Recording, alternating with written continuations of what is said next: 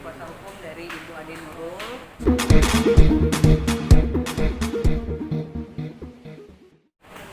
Ibu Ade Nurul adalah salah satu nasabah dari Wana Arta Lumayan, ya, yang sudah menginvestasikan dananya sebesar 1 miliar dan sampai saat ini belum jelas untuk pengembaliannya karena Wana Arta sendiri sedang diblokir oleh Kejaksaan Agung.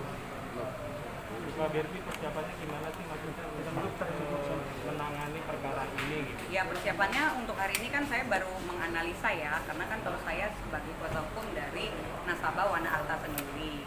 Dan mungkin di samping saya juga ada Bapak Freddy, Bapak Lukito yang mungkin sebagai ketua Dewan Pengawas dari Forsawa ya Pak ya. Forum Nasabah Wana Arta. Mungkin sedikit bisa menjelaskan kurang lebih kronologisnya seperti apa. Ya, silakan Pak. Ya, oke. Saya jelaskan sedikit mengenai kronologis. Sejak bulan Januari itu dana kami yang diinvestasikan di Wana Arta itu masih kondisinya baik. Ya. Artinya setelah itu baru terjadi masalah. Sehingga manfaat bulanan yang biasanya modusnya daripada dana kami itu sifatnya seperti dana pensiun. Yang pensiun itu ya tidak harus orang tua, karena orang muda juga boleh aja pakai dana pensiun, modelnya seperti itu. Nah, setelah Februari sampai dengan saat ini itu terjadi ketidakberesan dalam pembayarannya. Nah, menurut alasan daripada perusahaan Wana Arta, uangnya diblokir di Kejaksaan Agung. Nah, inilah saat ini sedang masuk dalam rangkaian pra-peradilan dari Wana Arta yang menggugat Kejaksaan Agung untuk segera membuka blokir yang disebut oleh mereka. Seperti itu kira-kira. Dan insya Allah semuanya itu kalau memang ini nanti berhasil, ya udah beres semua, kita napas lega. Kira-kira seperti itu. Tapi kalau ini misalnya gugur pra-peradilannya? Nah, tadi pengacaranya juga sudah menyampaikan, pengacara Wana Arta sendiri, pengacara Wana Arta itu ya, mempertanyakan surat yang diberikan mereka pada ke Kejaksaan Agung itu tanggal berapa. Ternyata mereka memberikan itu tanggal 5 Mei, sehingga itu jauh sebelum masa pengadilan daripada tipikor Jiwasraya, sehingga sebetulnya tidak ada alasan buat mereka untuk minta untuk penundaan dan lain sebagainya, untuk membatalkan atau nggak bisa. Ini memang kasus khusus, karena ini kan kasus ini karena ada COVID dan lain sebagainya. Nah, jadi saya rasa ini satu jiwa besar daripada Kejaksaan Agung pasti kita harapkan ya jiwa besar mereka legowo ya. Nah, dan kita harapkan juga mereka memahami bahwa ini sebetulnya itu uang nasabah, bukan uang Wana Arta. Jadi janganlah itu disita-sita gitu. Dan saya yakin betul Kejaksaan Agung pasti akan melakukan hal yang positif. Ya, itu keyakinan saya. Ya. Yang kita inginkan ya Pak. Ya, dan menambahkan apa yang disampaikan sama Bapak tadi, bahwa kami sebagai kuasa hukum dari pribadi dan kawan-kawan di Forsawa, tentu kami punya keyakinan bahwa Wana Arta itu selama ini menjalankan kegiatannya sesuai dengan peraturan perundang-undangan yang berlaku. Nah, di dalam pasal 21 Undang-Undang Nomor 20 Tahun 2014 tentang perasuransian disebutkan di sana bahwa antara rekening perusahaan, kekayaan perusahaan dengan rekening nasabah itu harus dipisah. Dan keyakinan kami bahwa Wana Arta melakukan itu. Oleh karenanya maka kita berharap agar Kejaksaan Agung juga profesional lah ya. Artinya jangan semuanya disita. Kalau semuanya disita merugikan nasabah. Nasabah tidak tahu apa-apa tentang operasional perusahaan itu. Kalau tentang kebijakan-kebijakan yang diambil.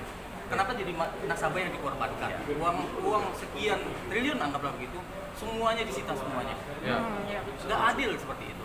Karena mestinya kalau toh diduga ada keterlibatan efek domino antara Jiwasraya dengan Wana Arta, mestinya yang miliknya Wana Arta saja yang itu dijadikan sitaan atau itu yang diblokir. Sehingga Wana Arta tetap bisa membayar, beroperasi, menjalankan usahanya dan kewajiban-kewajibannya kepada para nasabahnya. Kalau ini kan tidak.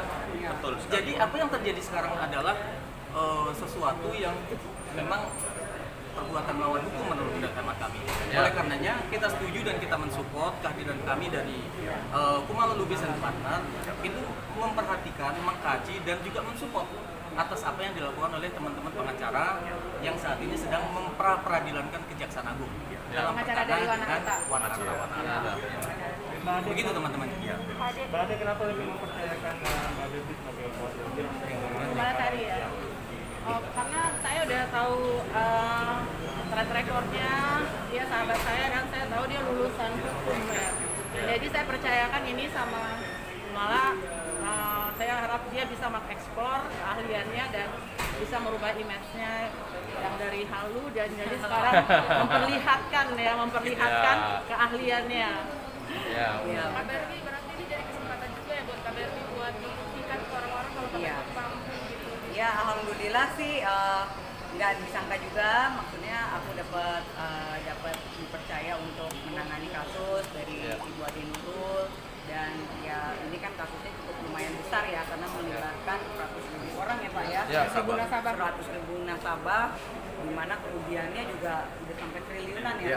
Gitu. Jadi memang ini sebuah kasus yang cukup besar dan memang cukup harus diperhatikan ya, karena kan sampai saat ini seperti kemarin sidang juga dari pihak Kejaksaan Agung juga tidak datang, tidak ada kabar, sidang perdananya tidak hadir. Nah, mungkin ada dugaan seperti kayak menunda gitu ya, memperlambat jalannya sidang, dan hari ini juga kita lihat aja nanti seperti apa hasil persidangan hari ini. Yang kita harapkan kan mungkin dari pihak Kejaksaan Agung juga untuk hadir, jadi lebih cepat lah ya proses persidangannya, karena kasihan kan sekarang orang juga banyak yang butuh dana, dan nasabah Wana Arta sendiri juga menginvestasikan uangnya, jumlahnya juga cukup besar ya, ada yang Satu orang 36 miliar ada. ada yang 36 miliar satu orang gitu. Untuk Ibu Ade Nurul sendiri aja jumlahnya cukup besar juga, sebesar 1 miliar ya. Di mana itu harusnya dilakukan pencairan di bulan Februari tanggal 20 ya Dek ya. Tapi ternyata pada saat itu, hari itu juga Wana Arta sendiri diblokir oleh Kejaksaan Agung. Jadi sampai saat ini Ade Nurul sendiri tidak dapat menikmati mencairkan hasil dananya. Ya. Tapi sudah berapa lama sih kembali lagi kan sebenarnya sempat vakum di dunia maya ini, terus Ya. kan sebelumnya karir udah berapa lama kira-kira? Kalau aku kan kalau untuk lokom udah lama sebetulnya ya, tapi kemarin aku baru pergantian tim. Jadi sekarang kalau dulu namanya Kumala Law Firm and Partners, kalau sekarang Kumala Lubis and Partners, karena kebetulan aku berkolaborasi oleh rekan senior aku juga dengan Bang Denny Lubis, dan ada Mas Sudi juga sebagai salah satu partner aku juga. Jadi memang aku sendiri merekrut partnerku yang sangat senior lah. Jadi pastinya insya Allah kedepannya kan kolaborasinya sangat bagus ya, karena kita kalau untuk jadi pengacara kan nggak mungkin kerja sendiri, kita harus ada tim gitu. Jadi ini yang membuat aku menjadi semangat, dan alhamdulillah dipercaya juga oleh Ibu Ade Nurul untuk menangani kasus ini.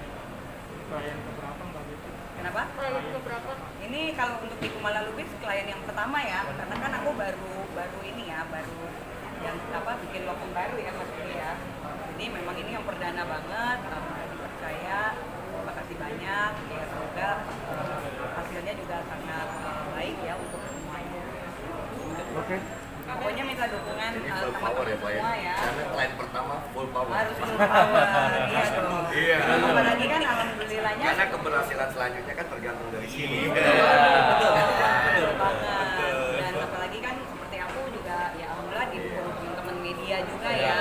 Jadi mungkin seperti sebelumnya kan mungkin dari sidang pertama mungkin media kurang banyak untuk mengekspos. Nah dengan adanya aku juga kan mungkin akhirnya masyarakat banyak dapat informasi ya. Dan akhirnya pemerintah juga mungkin jauh lebih memperhatikan kasus ini. Nah, beda sama seperti kemarin kan banyak orang yang nggak tahu ya kan yang mana sih sidangnya, mereka nggak paham, akhirnya kasihan nasabah kan gitu. Udah capek bicara tapi nggak ada yang perhatikan. Ya insya Allah ini dengan adanya teman-teman media kalian, terima kasih banyak untuk mau meliput perkara kita di sini ya kan.